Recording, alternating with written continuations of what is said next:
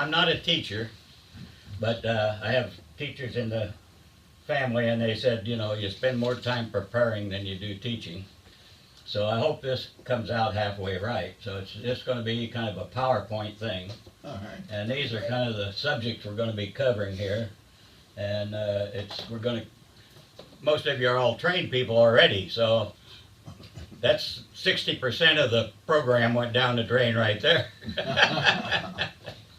So anyway, we're going to compare some of the things that the Garden Railroad has a little different than other scales. And we're going to talk about the various scales that are used in G-scale, and the track codes and track methods and materials and so forth, and the type of power that you can have to power them, how they're powered and so forth, and the controls that we use to control them. And then we'll get into some of the garden stuff, which is the site selection, where you're going to put it, what you're going to do, how you're going to build it, and then some planning. So you sit down and think about, you know, what you're going to run and how you layouts and stuff. Get into the design where you actually make a drawing, survey, and do some drawing, and get into really building something. And then we'll get into the utilities that you need to provide for a garden railway that, you know, you normally don't need too much water or anything like that on your HOs, but for this you're may need some irrigation and so forth. And then we'll get into some of the structures and how they're different from the HO and outside environment requirements, and the road bed is different. And then some vegetation and some of the tools we use. So that kind of covers where I hope to go here today. And the first thing is off was the size. Of course, this is much larger than the HO. And first of all, most people call it G gauge. And that's a misnomer if there was one, but it's the most popular term you'll find. Large scale is a little bit better, but at the same time, there really isn't anything true except for F1. And the F1 people have decided that F1 is gauge 1 track with a 120.3 equipment. And that's called F1. They're pretty much fine scale people, and they're a narrow scope of garden railwayers, really. But most of them either don't know one way from the other, or they, like me, you start buying stuff and you get it here and there and you get all different types.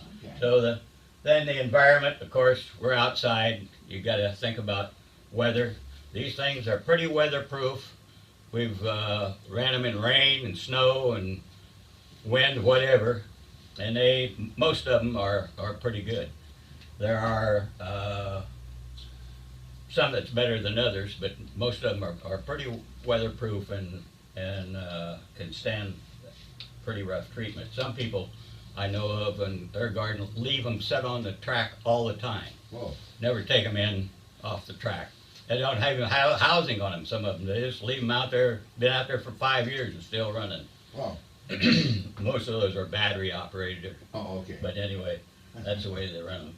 This is just kind of a picture here. There's another one over there. You've probably all seen those different sizes of scales and stuff.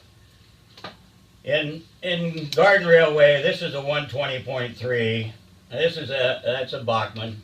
This is a LGB, and it's a 122.5. So you can see, of course, there are different type engines, but there's a Heartland, a little 040 is a Heartland, and it's a 124 scale.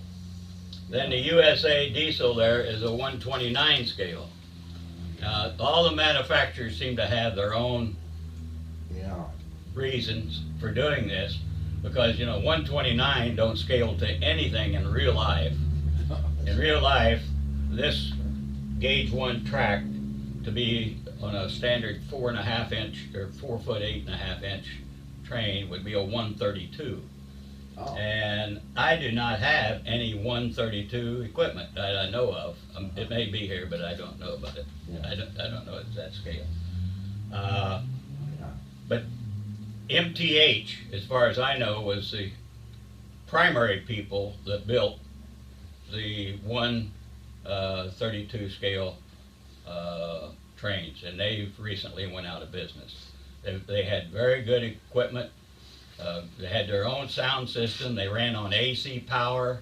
They were almost something you had to run by himself, but they were very detailed, very good equipment, and for some reason they went out of business. They just, the garden railway businesses went down, and the large scale businesses went down a lot in the area. Heartland no longer is in business. Aristocrat, which is another, I don't know whether I got anything out here, it's Aristocrat, but Aristocrat was another very popular brand for many, many years, and they've went out of business. Wow. So anyway, we'll go on down here. Equipment manufacturing, we just talked about LGB. They have two categories of equipment, really. They have some really good top grade running equipment. Not necessarily the best detail, but some of it is really good detail. But it's a good investment. It's expensive, but it's a good investment and goes good. They went out of business. They were sold out to Markland. Hey. Markland is now manufacturing LGB. Pico was a division of LGB and has retained their tooling. Wow. So Pico is now building trains that are very similar to the old LGBs. So Okay. Pico that used to build more or less toy trains, Uh-huh. and they were very good at building kits for buildings and structures Uh-huh. that you like to use on your HO, the little kits you buy and put together. Yeah. They build plastic kits for G-scale, and we're one of the better ones. Pico and there's another one that's like Pico. It's called, can't even think of it. But anyway, it's two of them are very good grade of kits. But anyway, Pico is now, Markland is still here. They're both foreign companies. Pico's in Germany, Markland's in Germany. Yeah. Then Bachmann is built primarily in China, but it's a U.S. company, and but most of their equipment's built in there. And I think Bachmann is probably the most popular right now of any of them. And they build actually 3 grades that you have to be careful with. Huh. They have a toy train outfit that they build, and then they have they're called their big haulers, and you have to they're good for kids to learn on and that type of thing, but they're not models that you would use on a garden railway to any success. Uh-huh. A lot of them have plastic wheels, even the engines and stuff, so they're flashlight battery operated. Oh. No big power, no really good controls or anything like that. But they're for the price you pay, you get what you pay for. But they do go up to this scale, which is their Spectrum, and I would recommend, if you go buy Bachmann, to buy Spectrum grade, because they have good warranties and good equipment, and they're pretty detailed in their operation. USA, this is a USA diesel over here. USA is one of the top models also now. I think USA equipment, you can't go wrong with it. It's built in America. It was Charles Rowe started it, and he started first building signature box cars. He was getting box cars, I think, from LGB, but he was doing his own scribing on them and graphics, and selling those, and for different companies like the Orchard Company down in California and all this, had sold all kinds of G-scale stuff. And then he got into building his own equipment. And USA is a durable, weatherproof, good, heavy, a lot of brass and a lot of stainless steel in them, and solid motor blocks on them. So it's a good grade engine to get into, and good equipment. Good for pushing snow. Right. Then there's, all these other things in here that's Aristocrat and Heartland and all those used to be in here, and you can still find them around, and they're, a good buy if you can get the ones that are on there. Heartland was a good little engine. They're kind of mid-grade up area. There wasn't as, like LGB or AccuCraft or some of those, but they were as good as or better than Bachmann in a lot of cases. They built some stuff that was toy also. In fact, they started out as Delton. Was it Delton? Yeah, that was in Kalamazoo. And they were companies years ago, and started in the 30s and went to the 40s, and then in the 50s they went under, and Heartland bought their equipment and started building it and kind of upgraded it to make it better equipment. Power supplies, just about everybody builds their own power supply. Pico, Merklin, Bachmann, all those.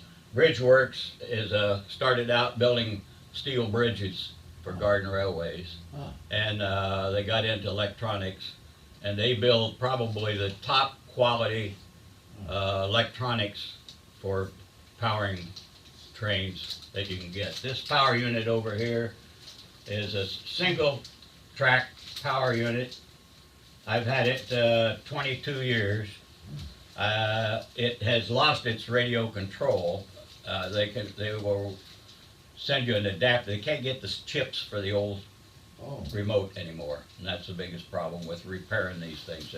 Any brand really, but Bridgeworks has really suffered from it because some of their chips that they had before are outdated and not available anymore. Wow. But they sell a new package that just clips on the back, and it's about $150 or something. You go back and you got remote control. The little power unit on top is a throttle, and that power unit that's down below produces 30 amps of 30 volts. So it will handle, I've seen people with 8 or 10 of those throttles on there running 8 or 10 large trains. I mean, some of them double headers with that power unit. Wow. They build that same power unit out, stretch it out 2 and 4 units, so you can have individual tracks run with that, with a manual lever as a throttle, so it will manually control a track, and they can run 4 tracks manually right from that unit. So anyway, that's some of their stuff. And there's a whole, everybody, MRC and everybody that builds them for HO probably builds them for G-Scale too. And then the train controls, about all the manufacturers have their own remote control systems that you can get or have got. It depends on what they are. And RCS is a radio control system that's in Australia, and they have become one of the prime units to build RC units for Garden Railway.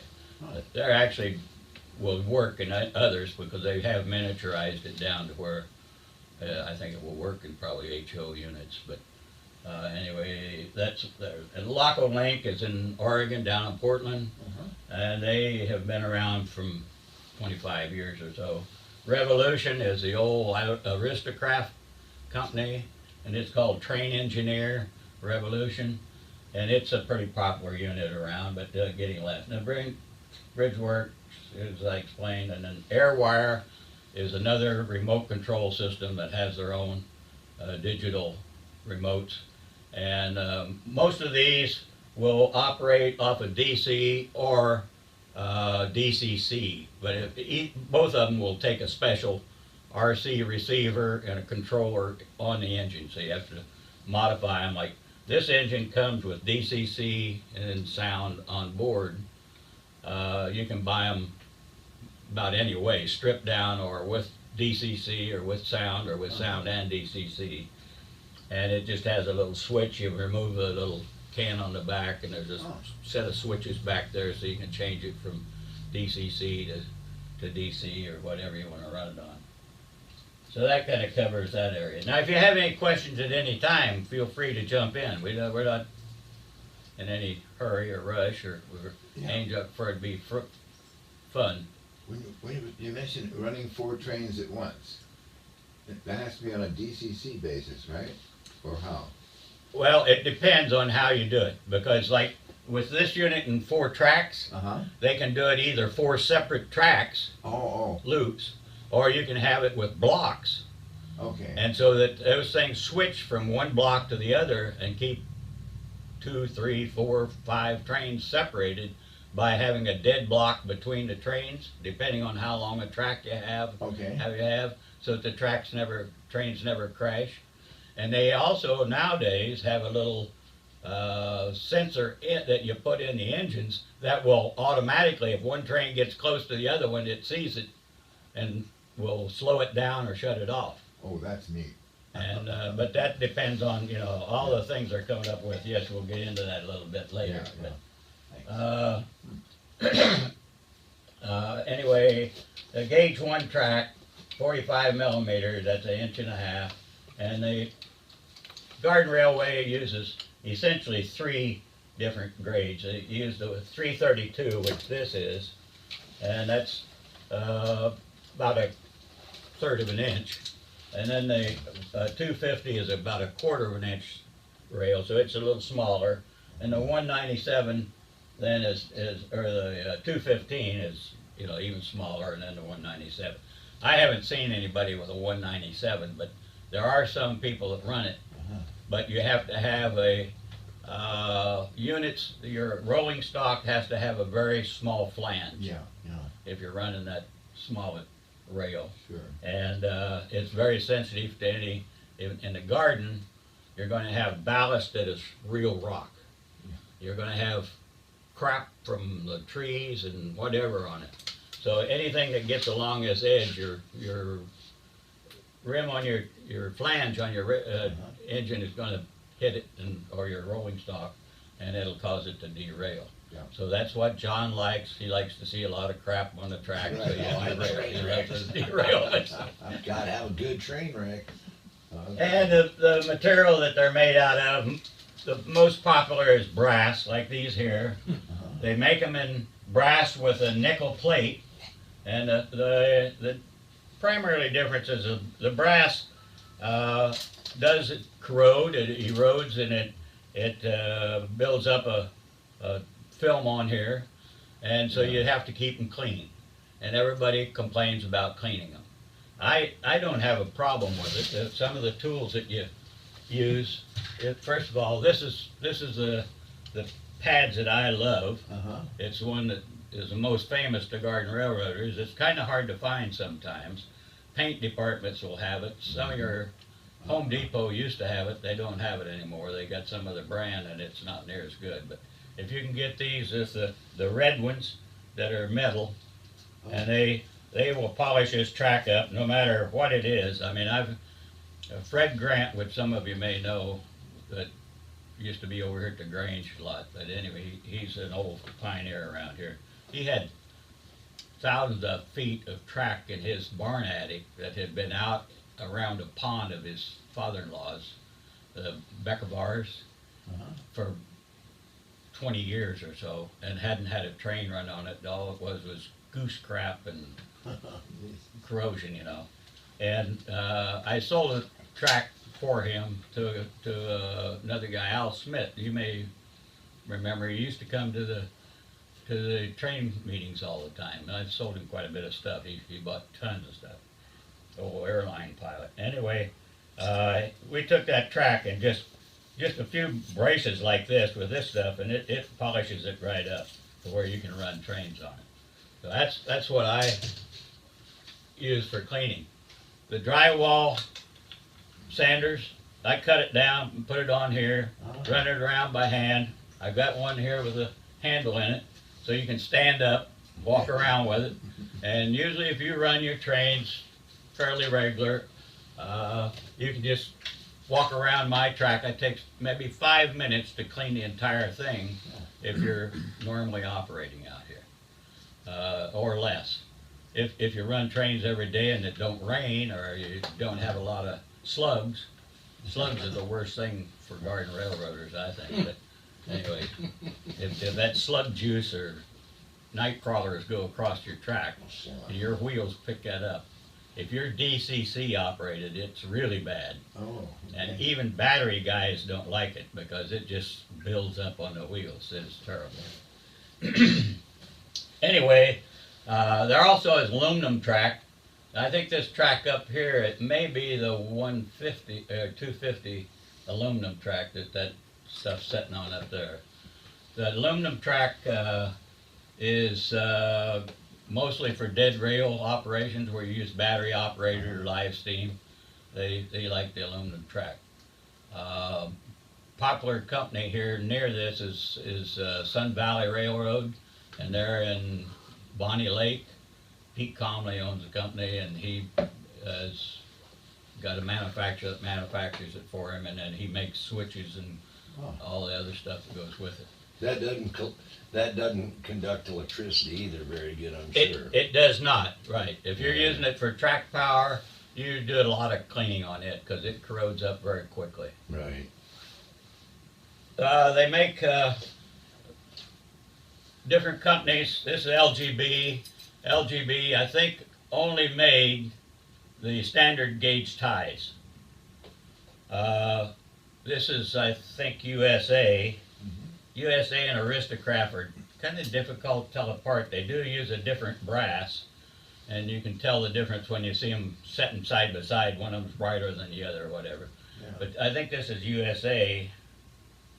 Usually it says in here, but I don't see it. But anyway, and you can get theirs in the standard with the wide ties and spaced wider apart, or you can get it in what they call their narrow gauge, which is smaller ties, and they're closer together.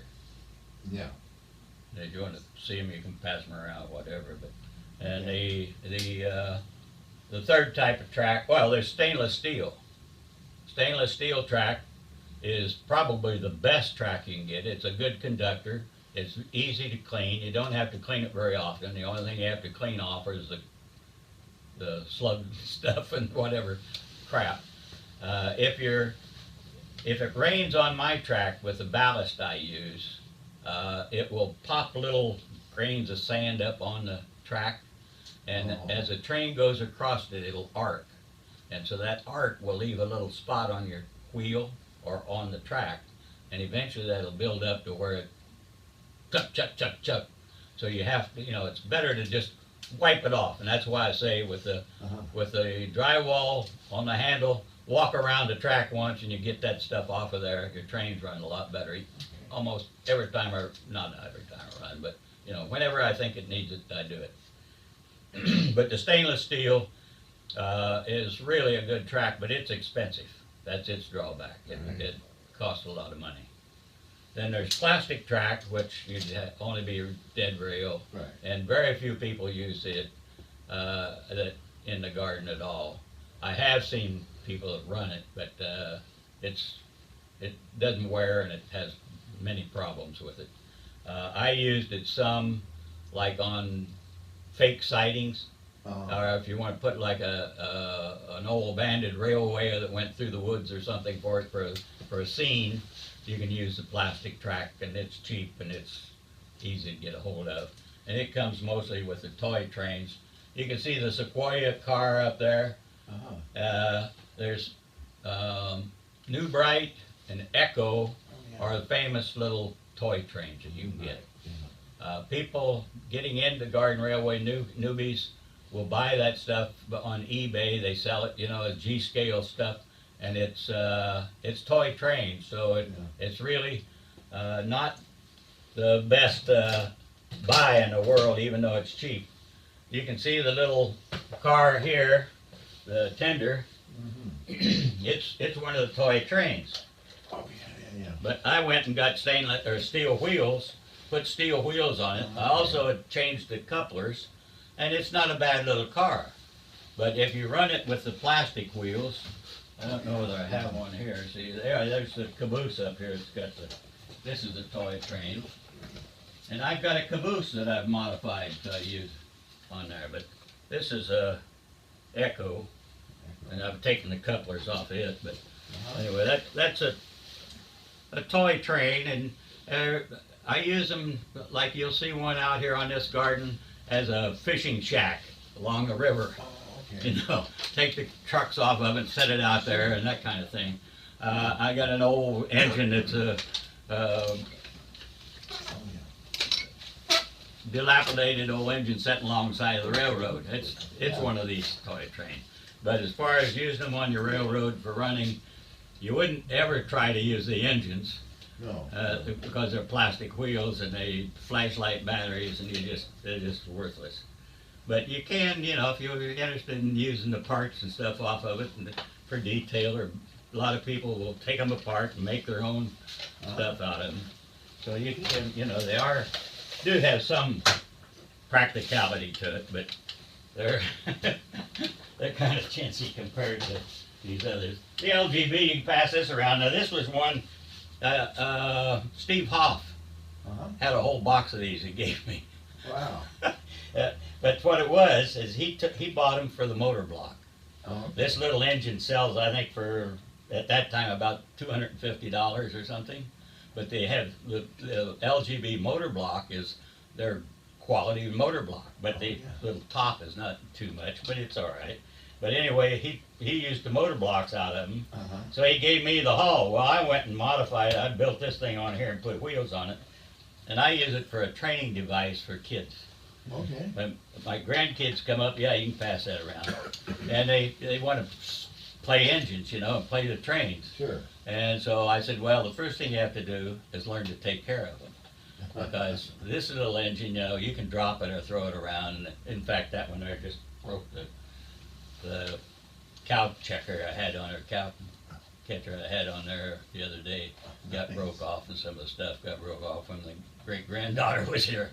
But she's 5 years old, and I can teach her, okay, this is the way you handle it. This is the way you take care of it. You Yeah, don't yeah. break it. You set it on the track and have her getting used to putting the wheels on the track. That's pretty difficult for a Yeah. kid, Sure.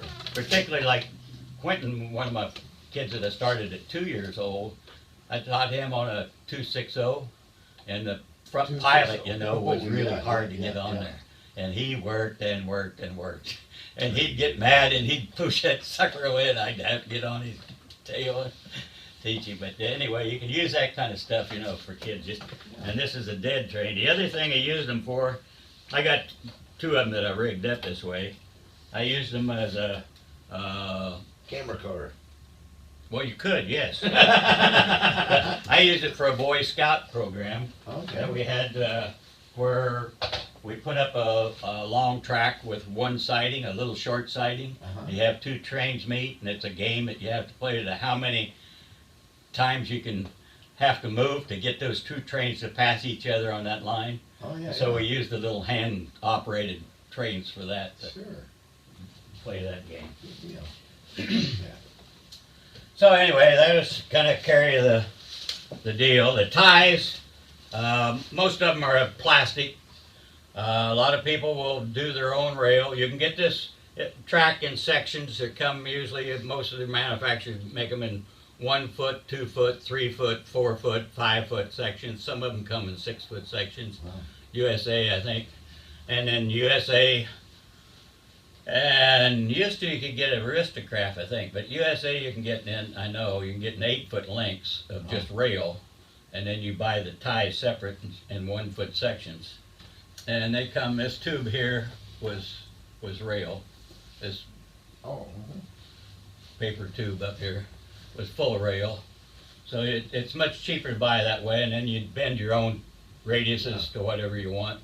And it also has less joints. So the joints is the next problem we'll discuss here. Because yeah. pass this one around, you can see this one here has a rail joiner that has a little screw in it. It's a screw to the track. The USA and Aristocraft, as far as I know, were the only ones that did that. Their joiners have little tiny screws. They'd use a Uh-huh. little tiny Allen wrench Yes. to take them in and out, and there, boy, don't drop them, because you need a whole batch of them to get That's right. it done. But they do pretty good. I've got some on my track that's been out there for 20 years and still conducting electricity.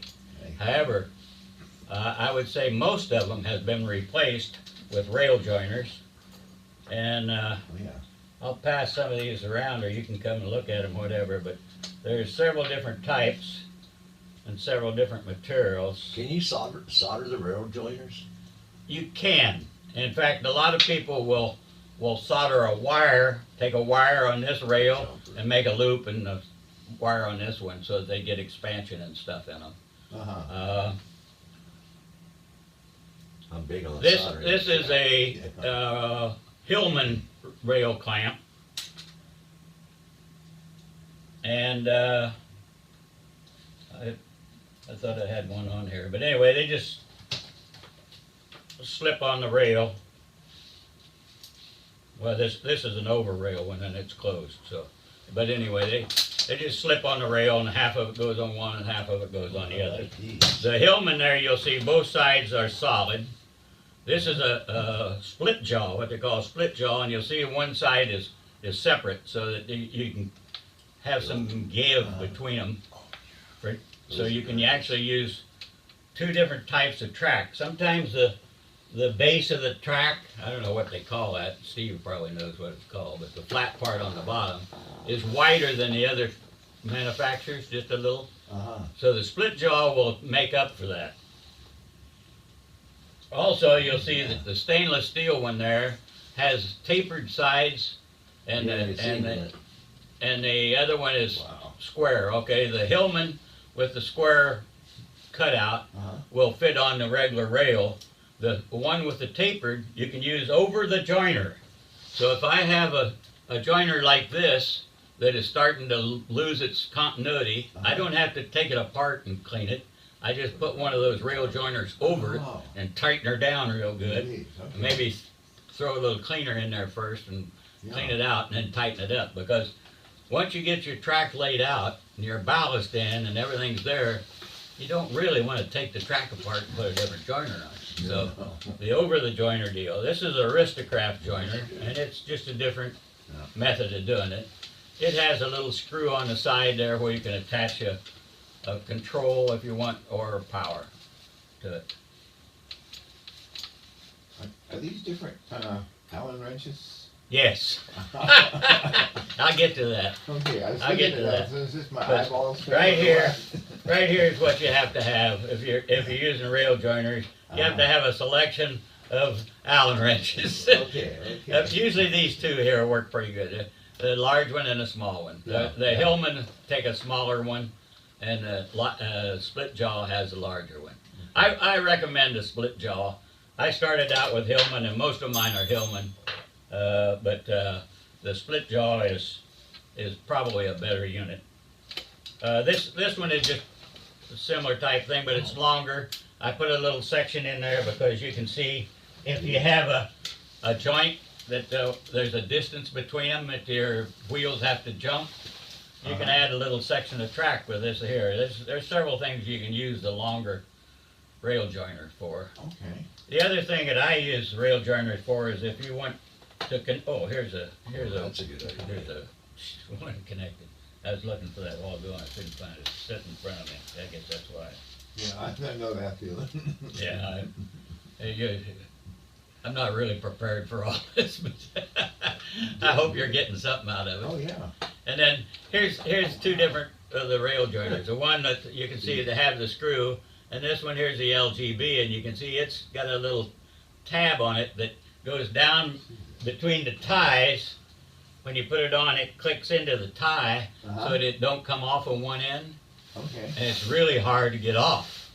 Yeah, When, yeah. when you want to put a rail joiner on, it's really hard to get off. And so like at their switches on their turnouts, I usually just put the over the rail joiner on them and don't even problem. But Okay. you about have to saw that thing off. The over the rail joiner, that's not the Hillman, what's the name of that one? Well, they both make it. In fact, there's several different outfits now. Pico is now making rail joiners that look pretty nice. I haven't used them, but they look There's a lot of look pretty good. Yeah, because a lot of the track I got already has rail joiners on it. So. Do they? Oh, that's Well, I those didn't. things are $1.50 a piece. Oh, I know. So that's So, Yes. That's Yeah. what but I'm they- thinking that it's gonna be problematic, because some of it, they horsed real hard when they took it apart, and I thought, man, that'll work great.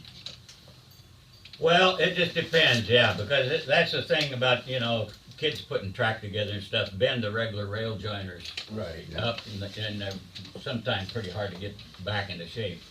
And even the end of the track. And that's another thing, that a tool that is very good to have is a Dremel with a cutoff, so you can cut these suckers off and Oh, yeah. make them any adjustment. And also, like I say, we buy the 8-foot track, you need a rail bender.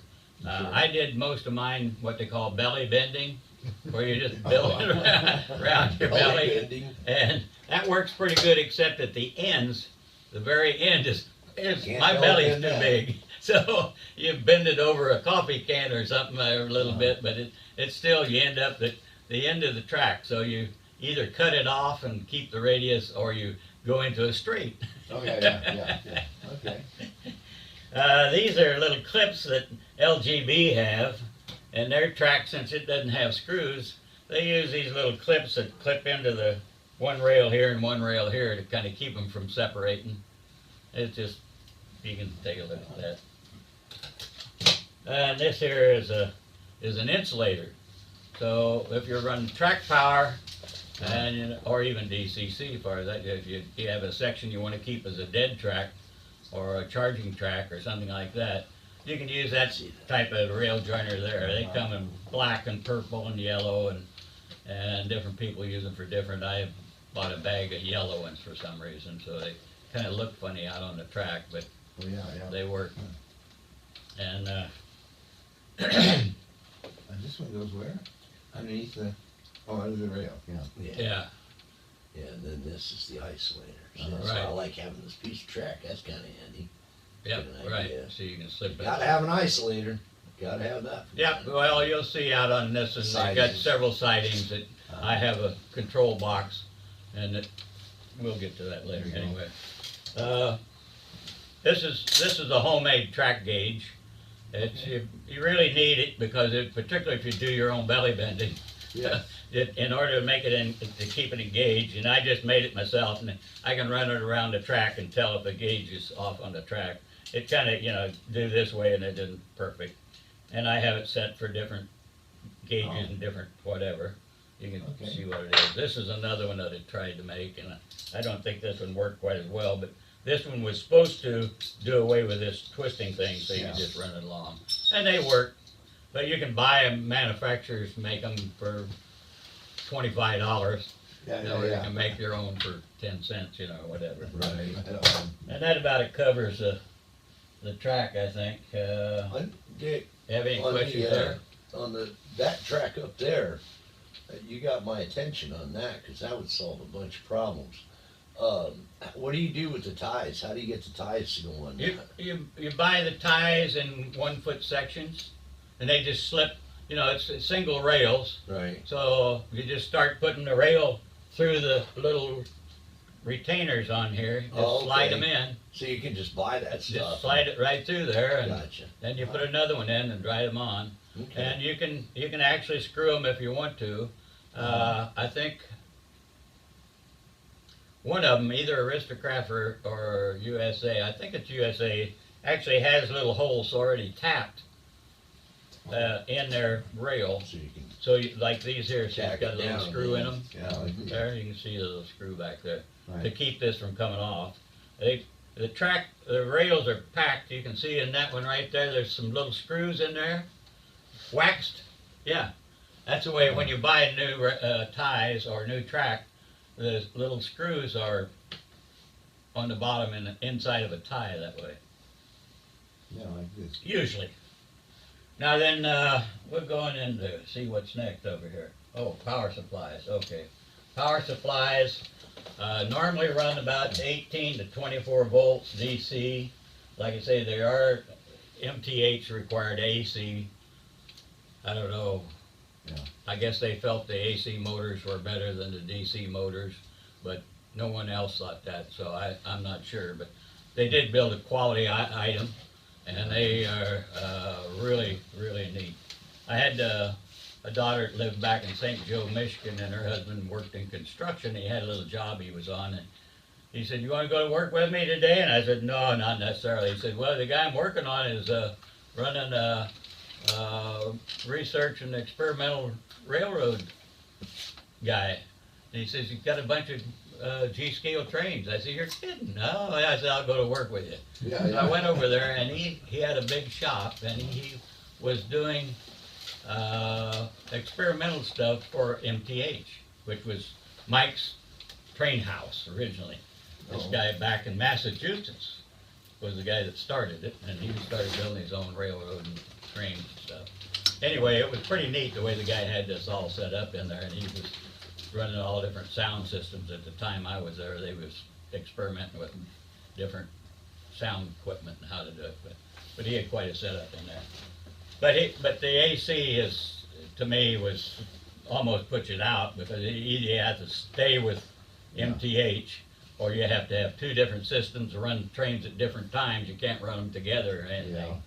You need two different power supplies and all that kind of stuff. So I never did have them, but I've seen some of them that were really neat that run an MTH. And the battery powered ones, the 18 volts usually is what you run with your DCC. Isn't that what you use on HO usually is 18 volts? 16? Okay. Yeah, well, in Garden Railway, it's usually 18 volt, and you just steady 18 volts, and you don't need to vary it because the DCC takes care of it. You use your control, Uh-huh. either a master control that runs the track, or individuals in the train with RC, right? Yeah. We did the same thing in Garden Railway there.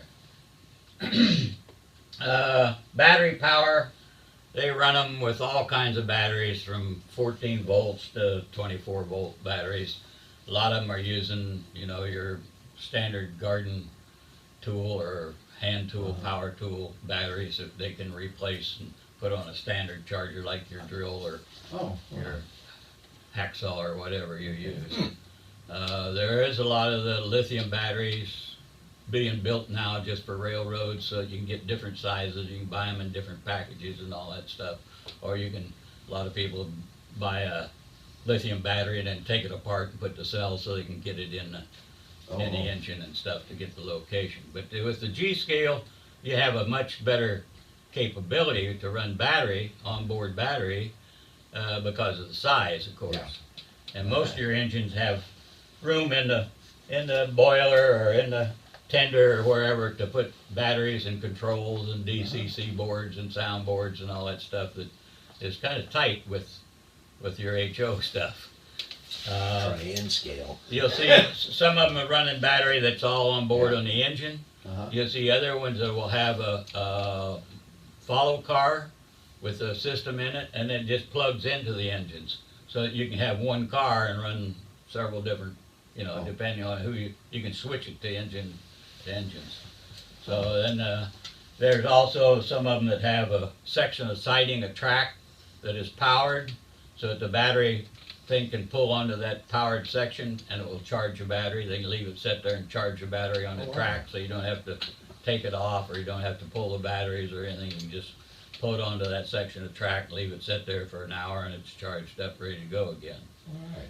So, then there's the controls. It's the manual controls, like I say, the handle over there that, the old fashioned speed her up, slow her down, stop it and reverse it. And then there's the RC systems, which you're all familiar with. Bluetooth is becoming pretty popular. People running it. Oh yeah, I forgot to turn no, it's running. It's the same thing as your DCC, except like you run it with your cell phone. Right. You can walk around your cell phone and run your train. Just like Wi-Fi, you can run it with a Wi-Fi controller, you can run it with your cell phone. And that's another different method of running it. Some of them have different ranges and different capabilities, but it's becoming more popular to use that kind of stuff. It's good for crashes too. Yes, it is, right, especially if it don't work. I'm not admitting to anything. All It's good for crashes. right, did you get it recorded? No, I didn't get it recorded, but it solved the problem I had. Very good, very good. I'm a pioneer in this organization with Bluetooth.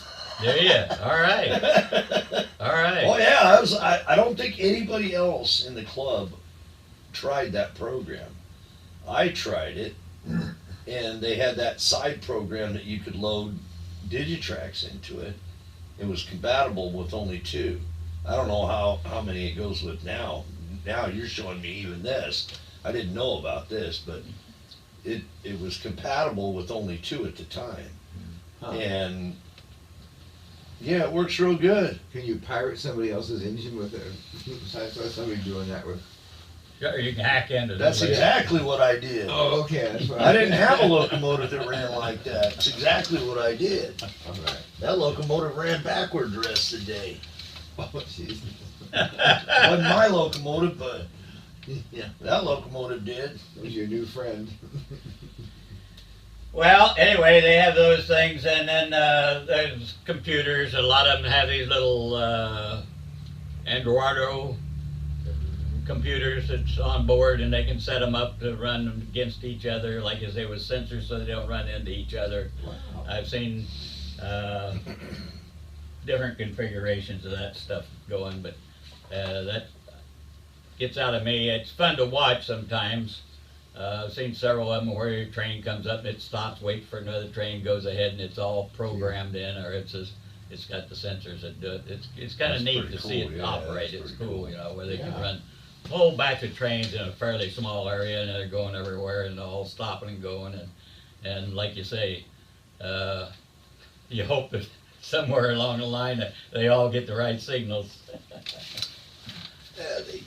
Okay, your site selection. That's, we're getting into building a garden railway here. The considerations is the area you need, the area you have, essentially. You know, what do you have to build it in? Are you living in a condo with a patio? Yeah, Or do right. you live on a ranch where you got acres and acres? So you have to take that into consideration. The shape and desire, you know, do you have a side yard? Do you have a backyard? What is it? Mhm. Then you got whether you got sun, shade, you want to put it in the sun, you want to put it in the shade, those are things to consider. And then overhanging trees and rodents and all this kind of stuff. These things that enter into it, you know. If you got trees overboard, we have lots and lots of garden railways that run out through the woods. And so there you need a brush on the front of your engine that keeps the leaves and crud off of them or something, you know, or cleaning your track all the time. Yeah. Also moss and that type of thing. If you don't run your train very often, it gets rainy and so forth in the winter time, and the spring comes, you gotta clean the moss off your track in order to run. We have Bill Thurston down in Gig Harbor. He's got a beautiful railroad runs out through his woods there and all this, and it's just fantastic. But man, I can just imagine the cleaning.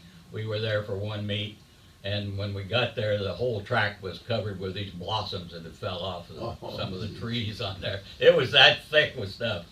And he got his leaf blower out and blew it out of there. But you know, you blow a lot of other things away when you're using that big old leaf blower in there. So all these little people and everything, you had to go back in and set up.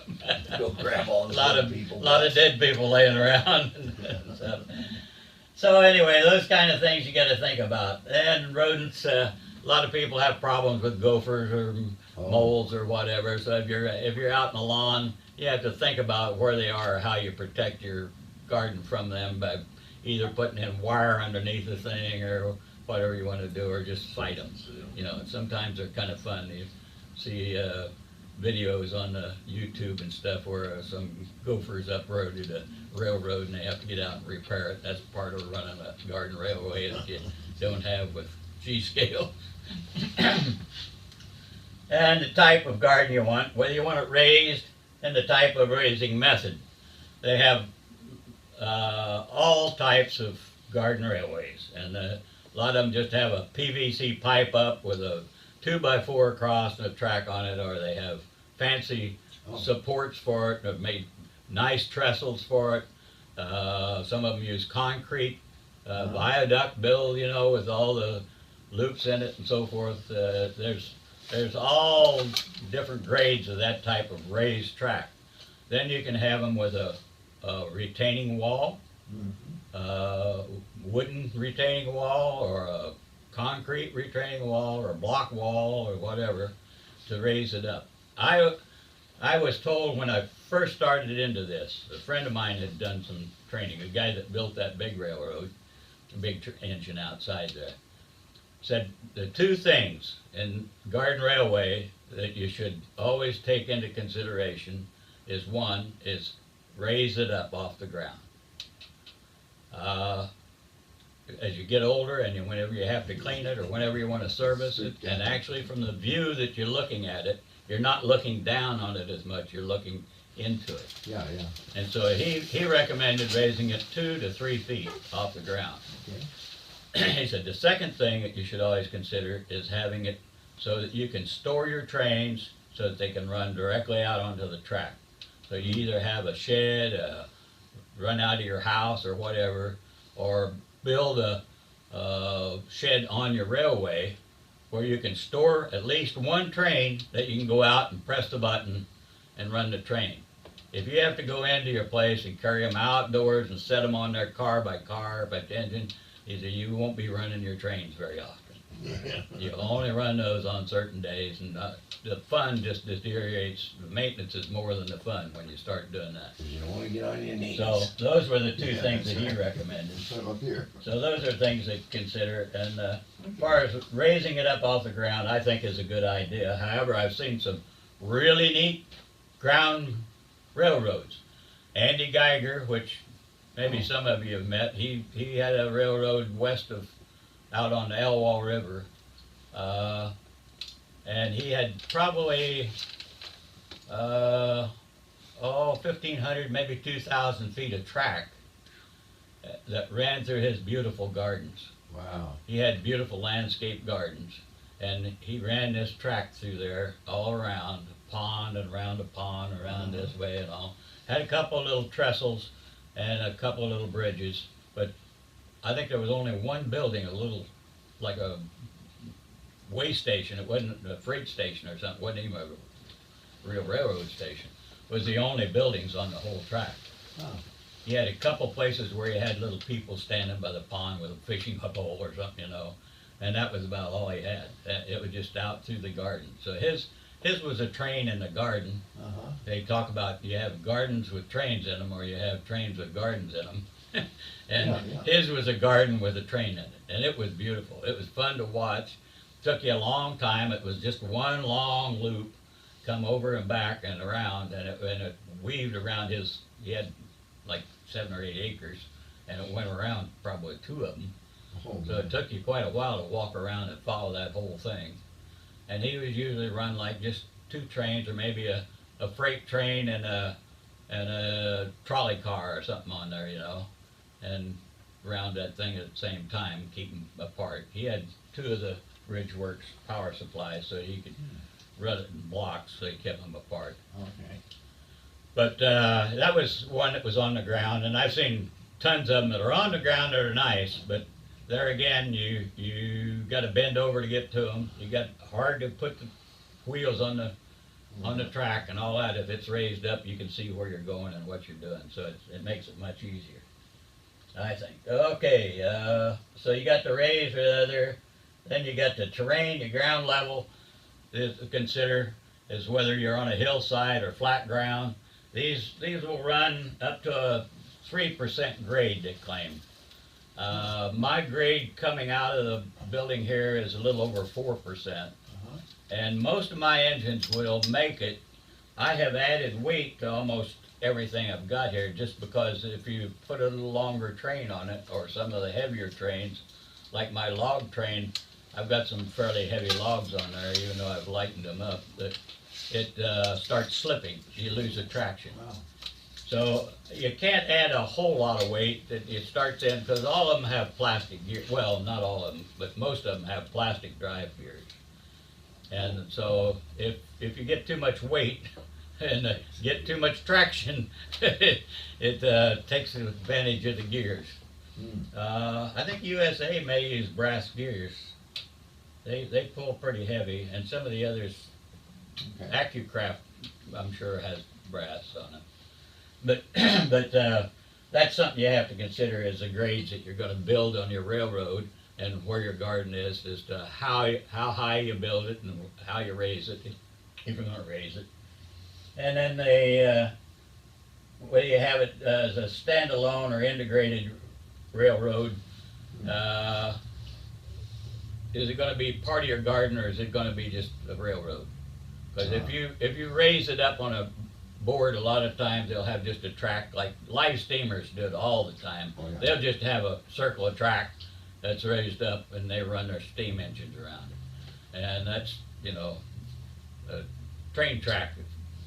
It's using large scale trains, but it's not really a garden railway. If you integrate it with your garden, is your garden integrated with the trains, or is the trains integrated with the garden? Yeah. Something to think about. You know, if you have beautiful landscaped area and you want to use that, that's perfectly fine. I don't know whether you was ever at Don Gerber's. Oh, yeah. Don was a member of the club for several years, and his was raised about a foot and a half on the house side, and then it was ground level on the back side, and it went around a little pond, and it was pretty neat, but it was integrated into a garden essentially that he already had, and never really ran it. Really, Oh, yeah. he kept working on it for 20 years. He built it.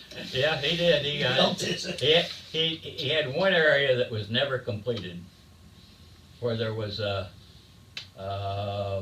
he went through a tunnel, and coming out of that tunnel, he couldn't get it lined up with the backside. And he kept using track sections, sectional track. And I kept telling him, you don't use sectional track when you got something like, you bend it, you know. And I gave him a rail bender, $250 rail bender to bend track to get in there, and I was always gonna go over there and help him get it set up, and then he moved to Nebraska and everything's right. gone. So, anyway, those are things to take into consideration there. Then the time and materials required, and access and expansion, you need to think about, you know, whether you can get to your track to clean it, to service, and to work on it. I've seen some railroads built where it's really difficult to get into. When we built this one, I knew that track coming out was gonna be a problem to get up there, because it's not where you can reach it from the outside.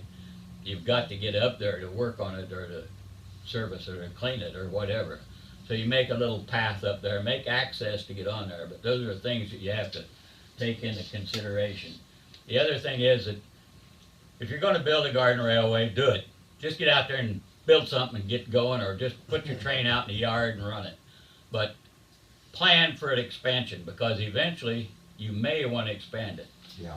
This garden, I'll explain a little later, but I had laid it out as one size, and then when I got to laying the block to build it up, and I found out I was about 2 pallets short, and I was getting tired, I reduced the size of it, which I have regretted ever since. Wow. But at the same time, it's run, and it saves some money, it saves some time, and we got to have them trains running quicker. But anyway, those are things there that I put on here to think about. And the planning, I recommend that first thing you do is think about where it's gonna be, what it's gonna do, what do you wanna do with it, and sketch it out, make a drawing.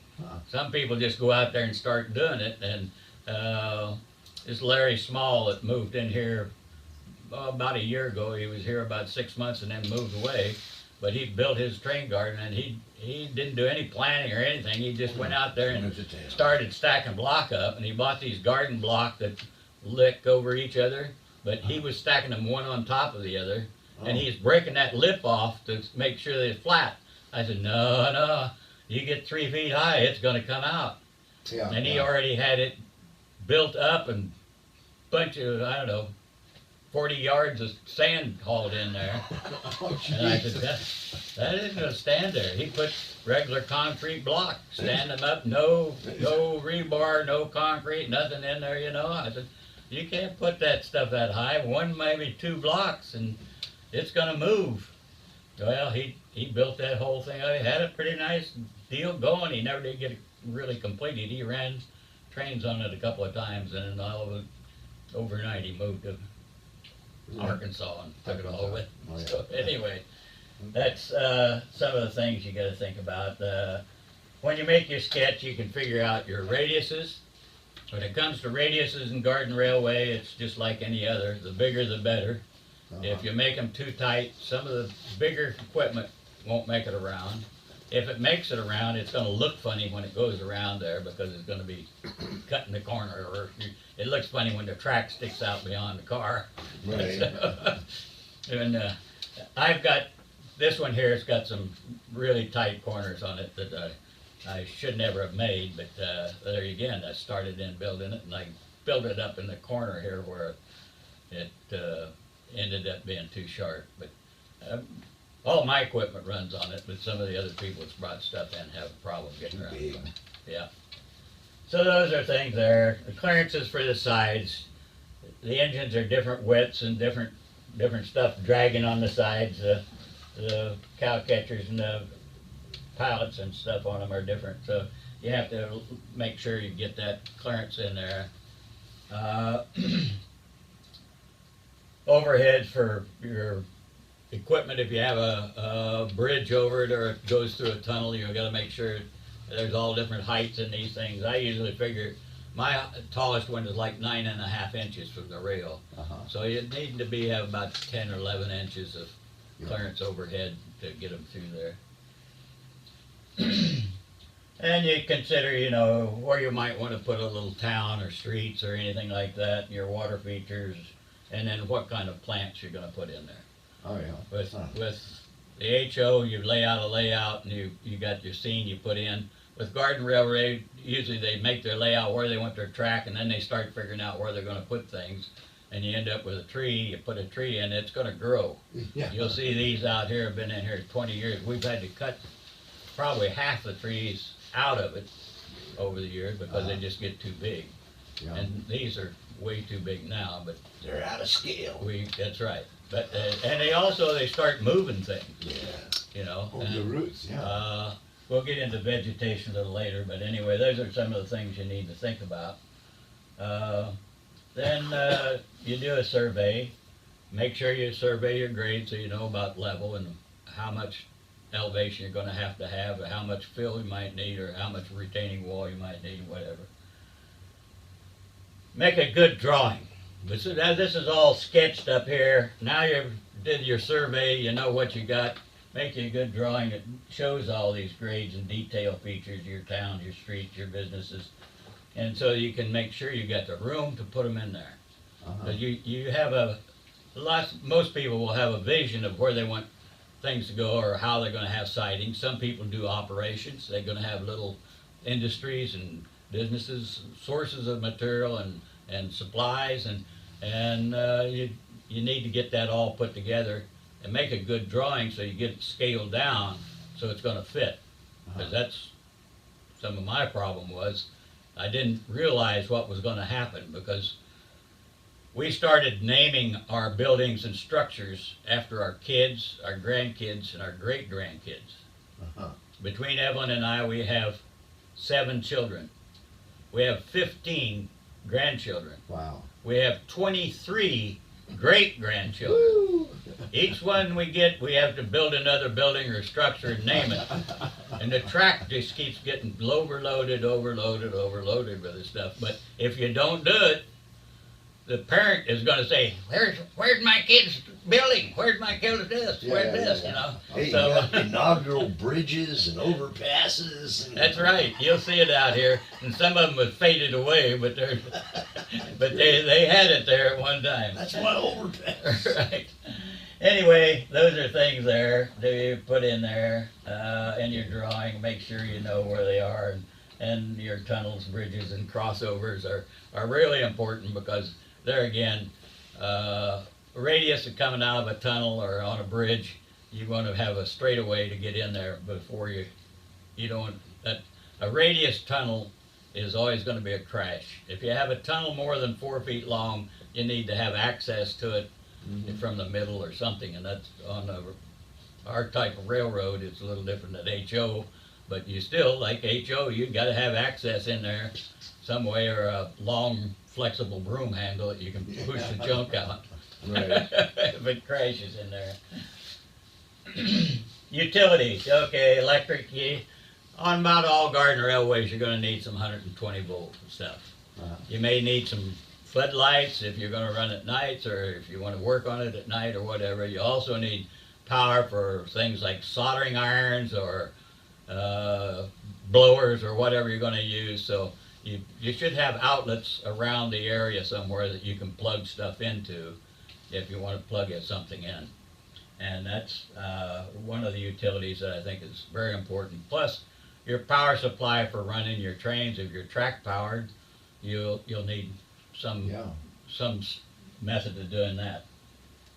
And so then you got DC is, even if you're battery powered or whatever, live steam, you probably need some lights for your little buildings or streets, anything like that. Controls for your turnouts. Some controls are air pressure. A lot of people are using air. I personally think it's a pain, but they have a little compressor running like your airbrush compressor or something that compresses a little tank, and they're air operated.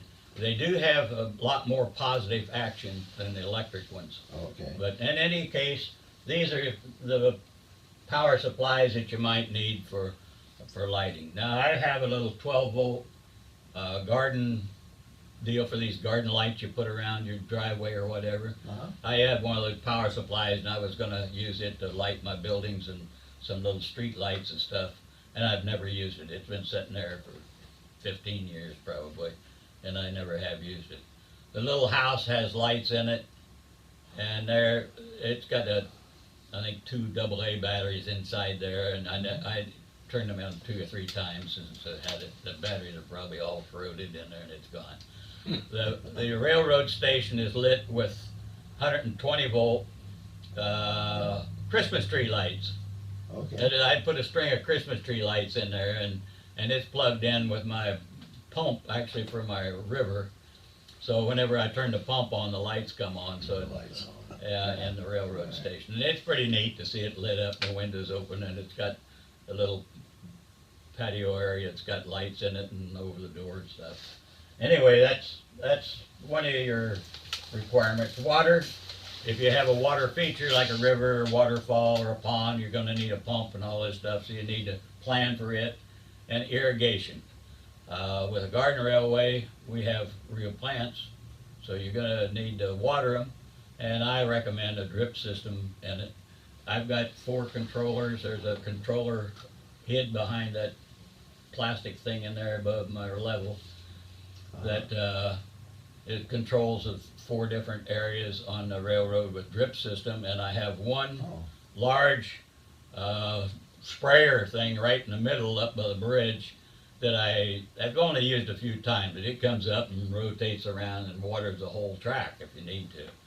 But most of the time, drip system works good, and it depends on the type of plants and what you do as to how much watering and what you want to do with it. But anyway, that's one of the things you need to put in there.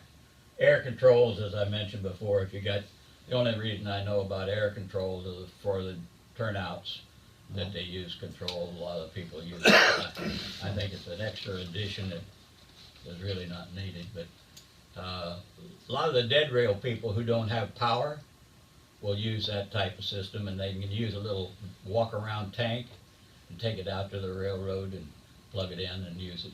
I've seen a couple places where the railroad is quite a ways from their buildings, and they don't have any power at all out there. They just run battery-operated trains, and they use the air to turn their controls with it. Personally, I've found that electric controls and these little manual flipper things don't work very well. The pointers never work on them, so you just flip the points by hand anyway.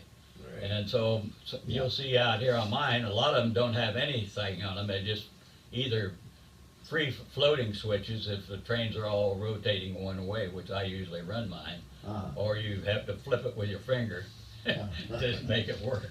Even if it's got a control on it, you flip it and then you flick your 3 fingers to make sure it works.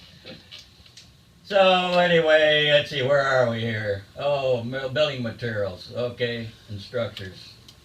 You have to just figure out what you want to put on it, the size and location. Okay, the size, it's pretty hard to scale things to your garden railway with buildings. HO, you can plan it out because they're small enough. With this, most people use a 1/24 scale with their buildings. It depends on the size of your garden. If you put a 123 size building on my garden, it looks like a monster out there.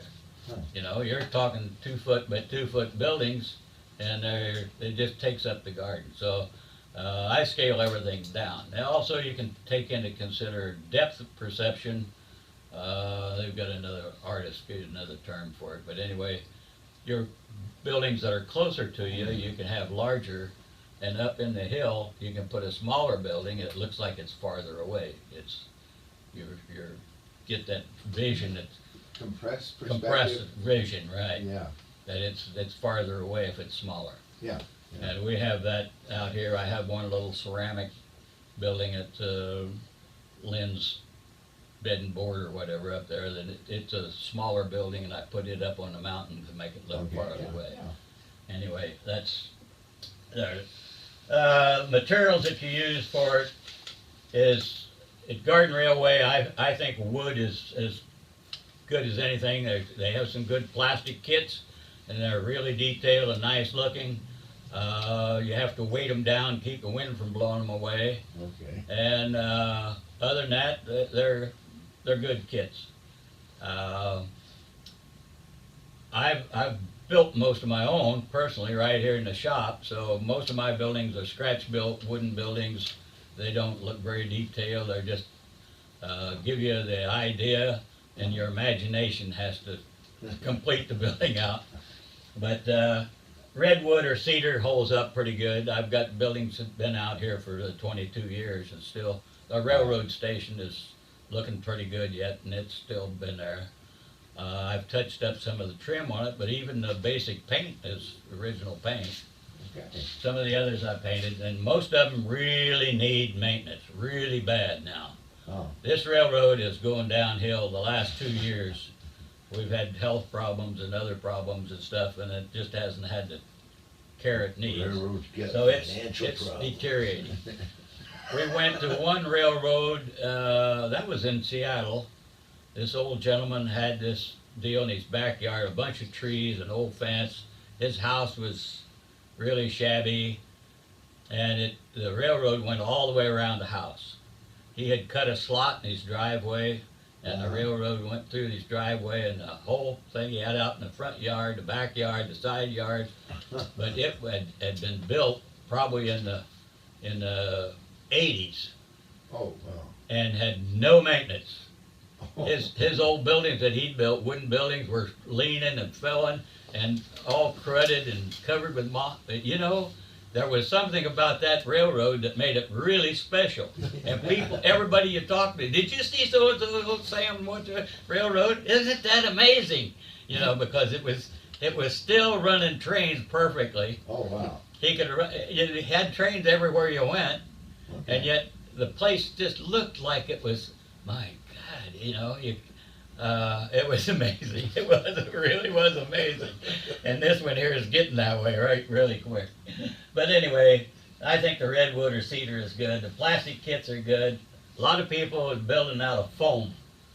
Oh. They use the 2-inch building foam and build their buildings up, and then carve all the stuff out of them, and you know, carve blocks in the side of it or whatever, and paint it with regular house paint, and it lasts forever. And there's 2 or 3 people in Portland in their Rose City Club that have been given lessons on the internet and stuff on using foam for buildings and stuff. And they use all different types of stuff now, but it's pretty durable. There again, you probably have to weight most of them down, Yeah. or glue them down. And the first guy we seen, he was using Gorilla Glue and gluing them to a concrete block. He would put it. That's the other thing on the foundations. I think I get to that in here somewhere. But anyway, there's metal.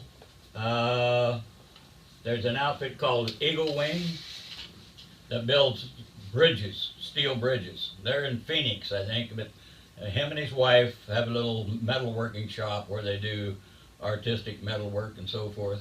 And they started building these Garden Railway bridges, and they're pretty famous for their bridges. They build all kinds of bridges. They'll build it to spec. Wow. You can custom build your bridge, and they'll build these steels up and down and all the kinds of raised up and down, everything. They're beautiful bridges. But anyway, he started in building metal buildings. And his first was some industrial buildings, factories and this type stuff. And now he's building houses and everything just out of steel. And they look pretty good. And you can buy them with the raw steel, or he can has them painted and finished off for you. And some of them they were doing with metal spray, and really pretty neat deals out of steel. Then concrete. There's all kinds of people that build concrete stuff. Some of them make thin siding, make their sides out of it and stand them up and glue them together and so forth. Make them, somebody just make a form and make a block and carve the stuff in the outside before it's dry and all this kind of stuff to make windows and everything. And concrete roofing is a pretty popular thing. Roofing is a problem. And then ceramic. You can buy ceramic buildings. I think it's Avenue 51 or something like that. And at Christmas time, you see a lot of these little buildings that are ceramic and put under your tree. A lot of people use those out there. I've got one of them, little cabin up here they got. Used to have a bar and grill, but I don't know what happened to it. But anyway, I guess the city outlawed it or whatever. But anyway, anyway, it's gone. Permits. But those things work, and you can do it. Roofing material I found is always a terrible thing. The first roof I built was on the railroad station, and I started shingling it. Oh. And used little bitty shingles, cedar shingles, and they get out in the weather, they start warping and bend up, and you're out of luck. So I started making like real shingles, and use the full width, or make them like 2 inches wide or whatever and shingle it. I didn't think it looked good, so I just used regular old. I was at Hardnagel actually, and they had a stack of fiberglass shingles. Oh. It had broken and it was all over the ground, and he was walking around, and I was looking at stuff, and I said, you sell me a couple pieces of that? He said, you can have it all if you clean it up. There you go. So I took all that was on the ground and took it, and I made my shingle roof out of just little narrow strips of that shingle stuff. And it's held up all this time. It needs a little bit of repair, but it's done good and it's holding up. But your sub base is usually plywood or MDF or something, and that's what starts deteriorating. I've found metal roofing. What I use is the flashing, like they used on this building. I had a bunch of it.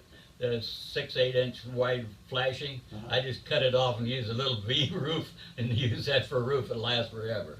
Sure. The other thing that I have that I've had trouble finding, but it's somewhere I just seen it again, is some corrugated plastic that they use around your tree to keep your weed whacker from hitting it. You can buy it in a roll and just put it around your tree and tape it in there or whatever. And it looks like corrugated cardboard without the outside on it. It's wrinkled, in other words. Yeah. So when you put it on a roof flat, it looks like metal roofing. It's black. The ones I've seen is all it's black. But I had this one painted silver, and now the silver paint's gone off of it. But anyway, it has held up good. But most of the others I've had problems with. I used copper, and we'll see some of that a little later on. I don't know how we're running here on time, but anyway, the copper roofing, I got the copper flashing. It's a foot wide, and then I used beadboard, and I laid the copper on the beadboard. It's real thin copper with a backing on it. Laid it on the beadboard and took one of these screen door rollers that you use to put your little thing in the freezer, and rolled down the slots on the beadboard and move it over and did it. So that's the way I made my copper roofing, and it really looked good, and it lasted for probably 15 years or so, and now it's starting to deteriorate. We'll see that in a few minutes here. We're going to take a break here pretty quick. But anyway, those are some of the roofing stuff, and that roofing has, like I said, been a problem. But adhesives outdoors, you need to use a good waterproof, weatherproof adhesive. I use Titebond 3. You can see it over there. That works on just about any wood. Don't do plastic very good, but you can use Gorilla Glue. Is really good. It's kind of hard to use in some places, but it is strong and it's waterproof and it holds about everything. In fact, it takes water to make it really strong, but, Right. and then I use a marine goop. I don't know whether it's, I usually have a tube of it laying right there in somewhere, but it's, you see it in the hardware store. It's a silicone seal. E6000 is another one that's pretty popular with hobbyists. You can get that at Joann's or your hardware stores or lumber yards or whatever. And it's pretty durable outside. It's a silicone glue. So those are some of the things there you need to look at. And the construction, okay. Road beds. The best is really, if you're gonna do it and do it permanent and you know what you want and you have a good design, make a ditch 6 inches deep, fill it with concrete, and use some little 1/4-inch rebar in there, and you've got a road bed that is solid and will last and will keep your train level and all those things.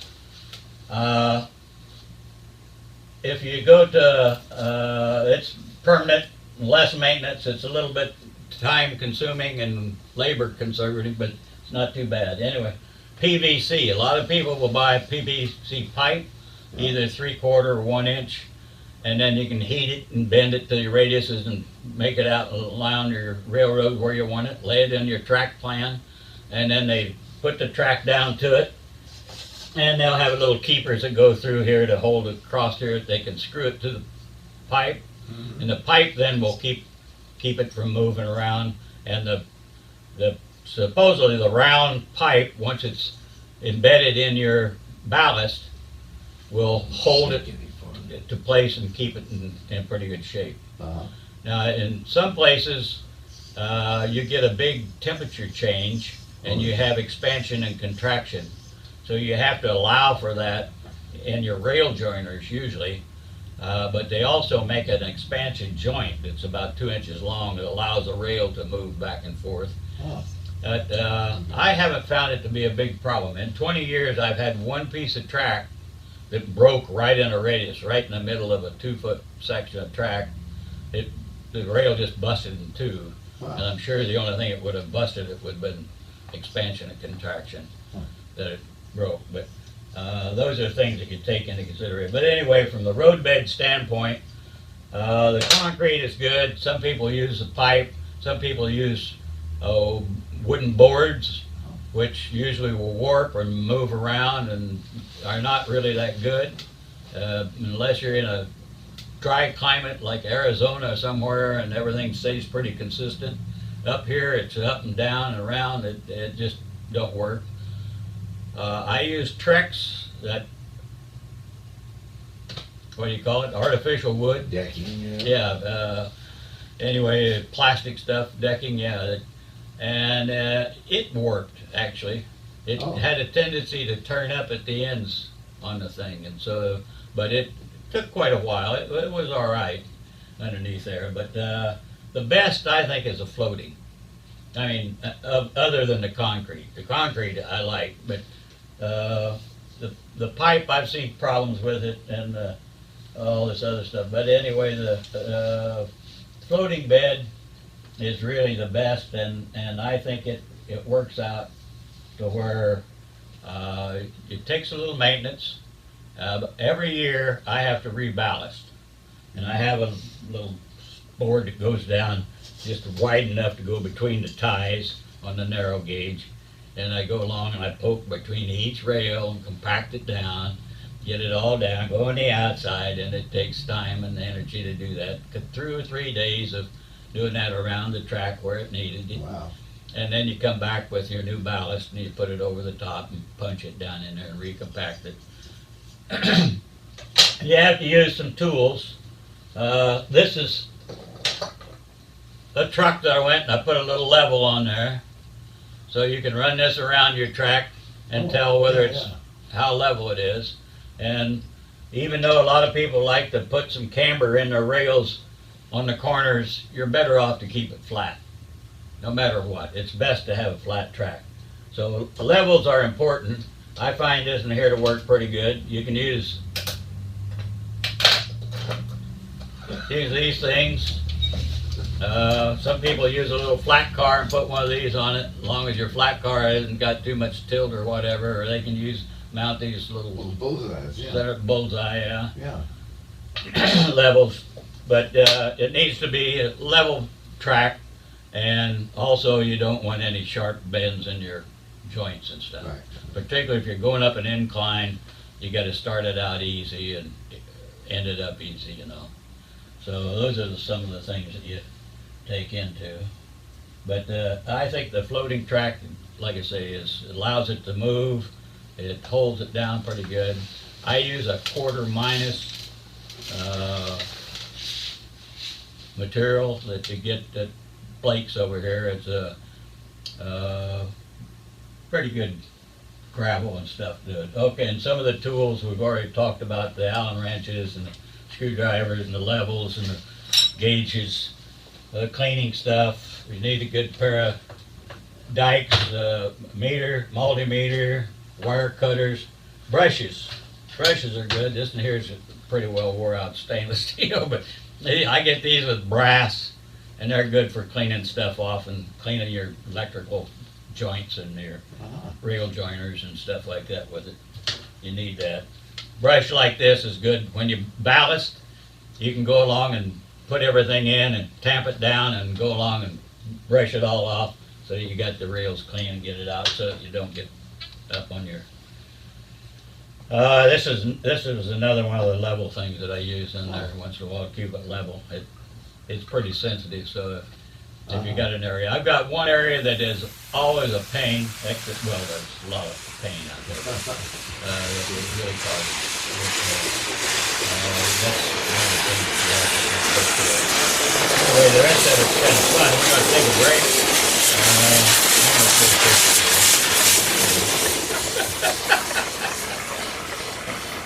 Yeah.